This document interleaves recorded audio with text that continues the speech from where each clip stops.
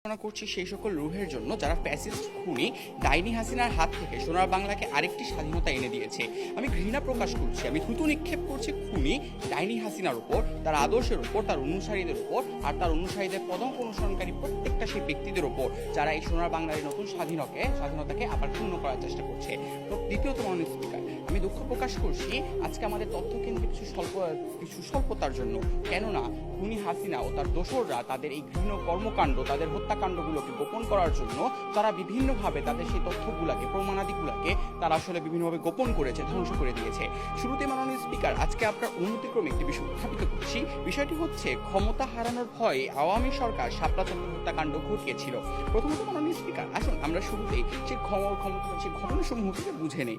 হেফাজতে ইসলাম শাপলা চত্বর ঘেরাও করেছিল শাপলা চত্বর ঘেরাও করেছিল ব্লাসফেমি ল এনএক্টমেন্টের দাবিতে। প্রথমত মাননীয় স্পিকার, যখন আপনার শাহবাগ প্রটেস্ট চলছিল, আপনার শাহবাগে যখন মব জাস্টিস এগেইনস্ট তখন হচ্ছে আপনার কথা বলছিল আপনার তৎকালীন সময় ওয়ার ক্রাইমের বিরুদ্ধে থাকা কাশেমানের জন্য, সেই মুহূর্তে আপনার তখন কিছু অ্যাথিস্ট ব্লগাররা আপনার হচ্ছে রাসূল সাল্লাল্লাহু আলাইহি ওয়াসাল্লামকে কটূক্তি করে কিছু ব্লগ করেছিল।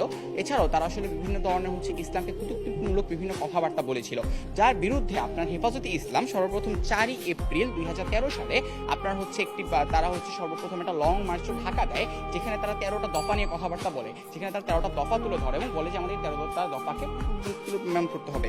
পরবর্তীতে আপনার তৎকালীন সময় খুনি হাসিনা সরকার এই জিনিসটাকে মেনে নেয় যে ঠিক আছে, আমরা এই জিনিসটাকে আমরা পালন করবো, এই জিনিসটাকে আমরা দ্রুত দিচ্ছি। তার পরবর্তীতে যখন আপনাদের অ্যাথিস্ট ব্লগারদের 4 জনকে গ্রেফতার করা হয়, সেই অ্যাথিস্ট ব্লগার 4 জনকে গ্রেফতারের ট্রায়ালের দাবিতে এবং ব্লাসফেমি ল আপনার পুনরায় লেজিসলেট করার জন্য আপনার যখন 5 এপ্রিল আপনার হেফাজতে ইসলাম যখন আপনার একটা কর্মসূচি দেয়, যেখানে তারা দেশে আসবে, আপনার ঢাকা শহরে আসবে এবং ঢাকা শহরে অবস্থান করবে।